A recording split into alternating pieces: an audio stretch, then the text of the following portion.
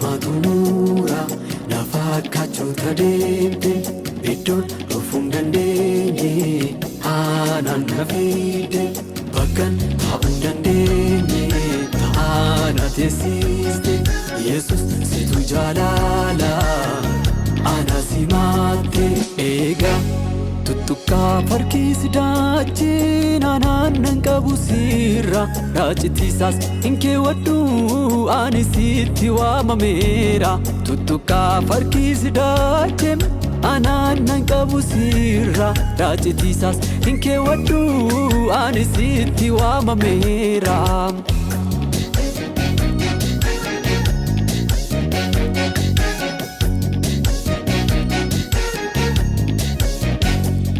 Jaalala mudaa hin qabne anaan na jaallate dolfina sana mirga kee anaatiif na laatte jaalala mudaa hin qabne anaan na jaallate dolfina sana mirga kee anaatiif na laatte. Maalii kana naaf taalu maalii kana naaf bitu maalii finne kana madaalu amantii kootatti isa jaalu maalii kana naaf taalu maalii kana naaf bitu maalii finne kana madaalu amantii kootatti isa jaalu.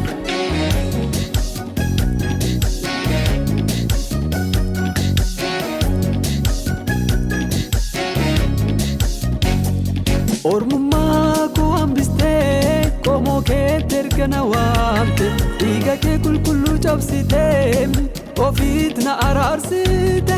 Ormummaa koo hambistee qomoo keetti erga na waamte dhiiga kee qulqulluu cabsitee ofiit na araarsite. Maalin kee kana naaf taalu maalin kee kana naaf bitu maal ulfinne kana madaalu amantii kootatti isa jaalu. Maalin kee kana naaf taalu maalin kee kana naaf bitu maal ulfinne kana madaalu amantii kootatti isa jaalu.